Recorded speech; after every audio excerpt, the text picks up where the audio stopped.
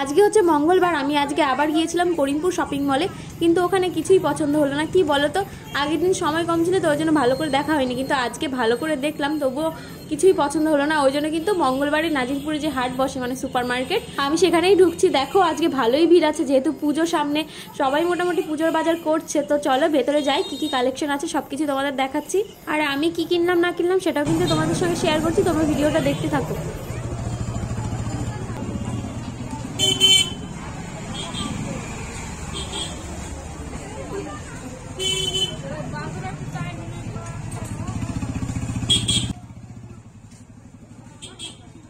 দেখো এই যে হাটের মধ্যে ঢুকলাম, ভালো সুন্দর সুন্দর জামা তারপরে শাড়ি দেখছিলাম।